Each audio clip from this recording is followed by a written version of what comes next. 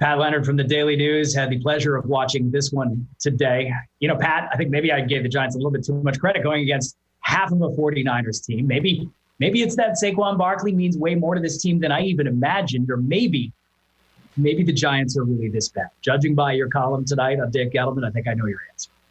Yeah, John, I agree with you. As even as someone who criticizes them often when they deserve it, even I did not expect such a huge disappointment and a game where the second half would be a runaway against mostly backups. But my opinion is this Giants roster, I think a lot of people look at this as we're in the middle of a rebuild.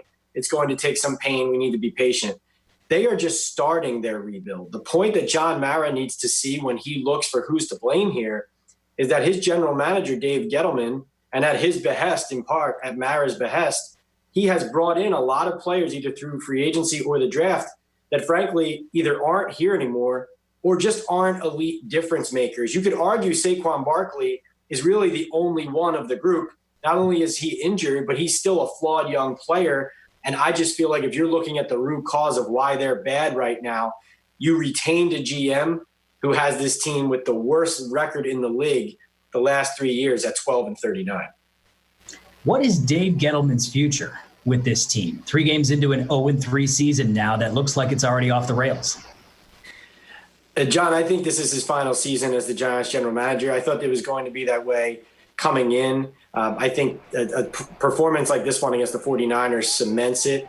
It cements the fact that, well, you hired a new coach and a coach from the Patriots tree because this was Mara and the Giants franchise finally realizing we need to go in a different direction.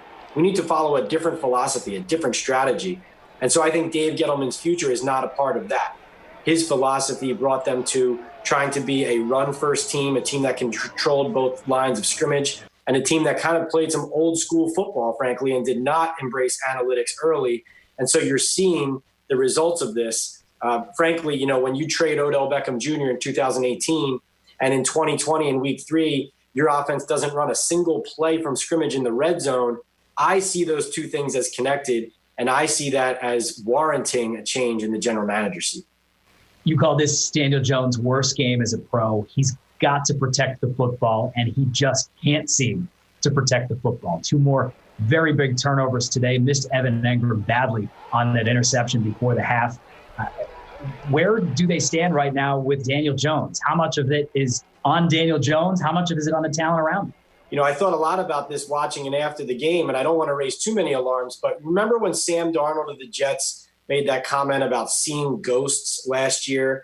Daniel Jones today in this game is the first time I've ever watched him where he looked like that.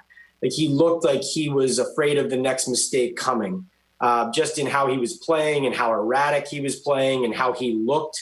When I saw shots of him talking to him after the game, he even said, I don't think any of us expected something like this. You know, I think this opened his eyes a little bit to how far they have to go, how far he has to go.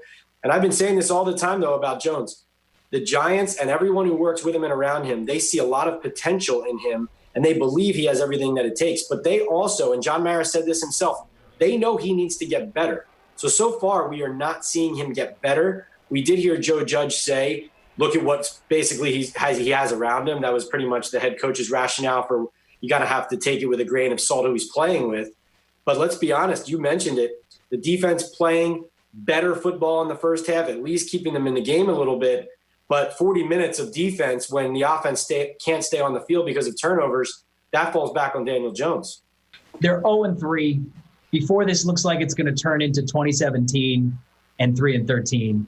Let's give Giants fans a reason for hope. Is there any reason to be hopeful out there that they're going to see something turn around? Well, it's hard to see after a game like this. I can understand that. I do think that there are at least some NFL players on this roster now. You see guys like James Bradbury, Logan Ryan, Blake Martinez, you know, not perfect players by any means. You know, guys have flaws, whatever. But frankly, John, it's hard for me to tell Giants fans right now that this season isn't going to spiral into a 2 or 1 win season, given this performance. They play at the Rams, at the Cowboys. Obviously, they have enough games in a sorry NFC East division where they could eke some out. Frankly, the biggest positive that I see is I actually think Joe Judge knows what he's doing. You know, anyone who watches the film breakdowns he's done for the Giants website can see that he knows his stuff and that he can communicate it really to even people who don't even know anything about the game.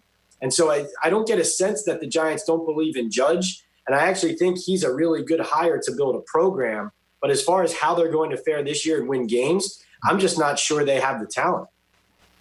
And you mentioned the NFC East. I mean, look at the standings here. The Giants are still a game out of first place in a division that is just a disaster right now. With Washington, Philadelphia is cratering to start this season, and they have chaos there. I mean, that's the thing that's frustrating about the Giants is they could put it together this year because it is within striking distance in this bad division. That is a good point. Maybe that is the best thing going is the fact that they're not totally out of it based on how everyone else in the division is going. But here's I just keep coming back to how flawed the roster in it is and how much less talented, say, they are than the Dallas Cowboys, as much as the Cowboys defense hasn't put it together yet. I think it's more likely, John, frankly, we're going to see, people sold off this year, Golden Tate, Evan Engram, players that, like Engram's been on the market basically the last couple of years around the deadline, his name floating around. I think it's more likely you see this Giants team torn even further apart as we go during this season. And we're probably going to be talking about the NFL draft early again. I mean, the question now is, John, how do you evaluate Daniel Jones week in and week out? And if you have a top 5 pick, which it certainly looks like the Giants and Jets are going to have again, you have to scout quarterbacks. Now, do you definitely draft one if you're the Giants? I'm not saying that right now, but you can't rule it out, and you have to do your homework, and it has to be on the table, or else you're doing yourself a disservice. And if you have a new general manager, that GM is going to have to take a look at the quarterback position.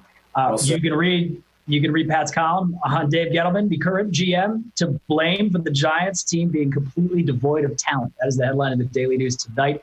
I suggest you go read it. Pat, thanks so much for staying up late with us on Sports Final. You got it, John. Thank you.